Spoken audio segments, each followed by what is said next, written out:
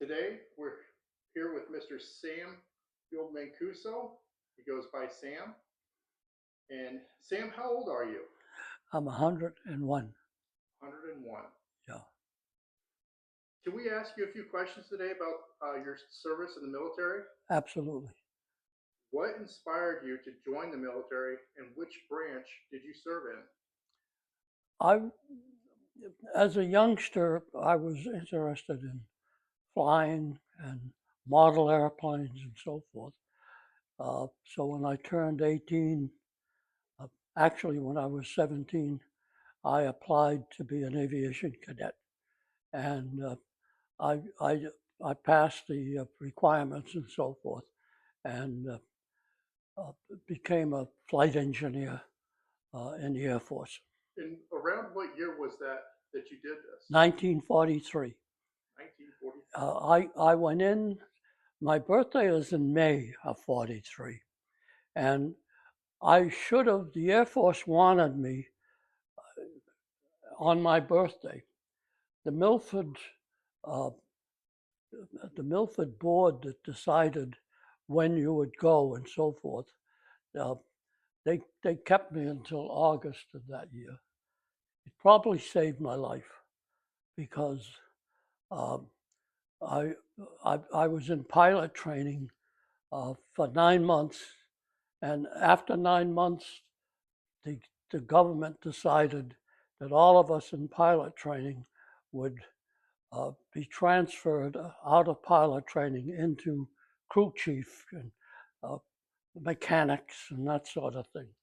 So, uh, because I had had some mechanical drafting courses and so forth, they decided I'd be a good flight engineer. So, and I wanted to continue flying in the first place. So that's what happened. Uh, the point I'm making about uh, that period of time has probably saved my life. Most pilots that I know of, my classmates and so forth that became pilots, uh, that I was a year the youngest in my class. All my buddies were a year older. Those that made pilot never came home. None of them. Not there were four pilots in my class, and not one of them made it. So it was considered pretty dangerous to fly uh, back then. Uh, so that's about the situation at that time. Excellent. They I didn't go in uh, from May until August, and I'm at that period of time. Uh, if I'd have gone a month sooner, I'd have become a pilot. But for the convenience of the government, that's what they called it. Uh, they washed us out of the pilot training, and they'd already invested 9 months, uh, 3 months of basic training, and then to keep us busy and holding us, they sent us to what they called college training detachment. I was lucky to go to the University of Alabama, and uh, and in the 6 months that I was there, I got all the math courses and so forth for engineering and so forth. So it was a blessing for me. I'd have never been able. The University of Alabama, an Italian boy, forget it. There was absolutely no chance that could happen. What is one lesson from your time in the service that you still carry with you every day?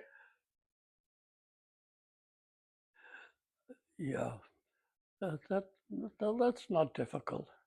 Um,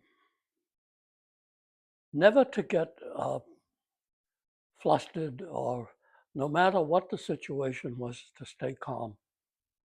And I've used that in my lifetime, and it works. Is there a person or one of your fellow um, members in your unit that you served with that made a lasting impact on your life? Yeah, there were quite a few, as a matter of fact. We we ended up in China, Burma, India theater, flying over the Himalaya mountains and so forth, which was considerably dangerous. The weather was bad and all that sort of thing. One of my buddies had a brother, the two of them were in the service together. Harold Gamble was his name, and Harold was 25, 26 years old, and we were all 18, 19-year-old kids, and his brother was my age. And his brother and I and another guy were very close friends. Harold, being 25 and married and so forth, he kind of kept an eye on us to make sure we wouldn't get in trouble with anything. You know, we at that age we did all kind of crazy things, and uh, we remained close, very close friends all those years. He's since passed away. Uh, he and his family were from Indiana, um, and most of my buddies were all from that part of the country.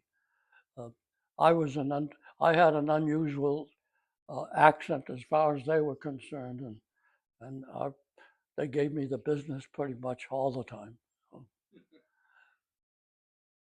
What is your favorite memory or proudest moment from your military career?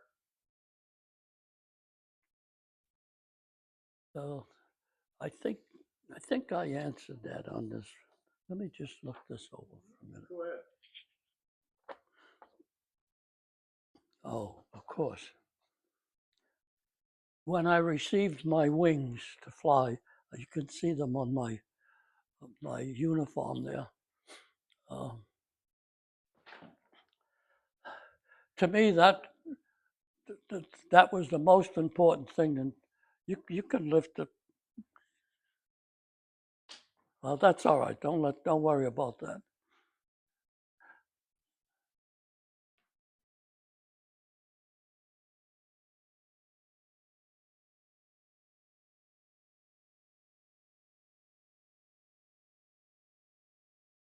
You want to show us your wings? Yes, you can see them. There's a needle right here, Sam, so be Yeah, careful. right. Those are the wings. Excellent. To me, those mean an awful lot. To most people, they don't understand what that means to me. It And took a lot of hard work to get those. Didn't yes, it did. Sam, how would you like the future generations to remember the sacrifices made by our nation's veterans? I would hope that instead of war, our government would talk about negotiating and so forth. It's such a waste of people, and nowadays they have women soldiers. I think that's horrible that it's come to that, and they're in combat. The women soldiers are actually in combat.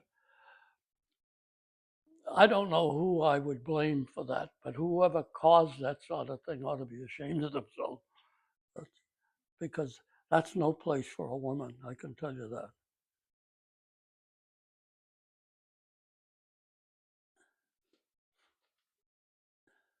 We appreciate you taking the time to Oh, tell us your story. it's my pleasure.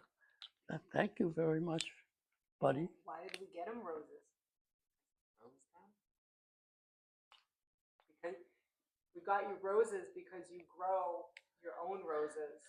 Oh, I didn't notice that. Yes. Oh, beautiful. Yeah. And you know what I'm going to do with these? Well, I'm going to watch them and make them grow a little bigger, and then I'm going to plant them outside. And when I do that, you want to come over and help? I hope so. Yeah, that'd be good. Would you like to say something to Mr. Sam? Thank you for your visit. Well, you're welcome. When I see little guys like you coming along, uh, I just hope you don't have to go in the service and stuff like that. Maybe I it'd hope be, not. if that were the case, it would be all worthwhile. You know. Yeah, I just hope he doesn't have to. I was so lucky to come out of it alive and so forth. Um, I firmly believe in faith and so forth. My buddies overseas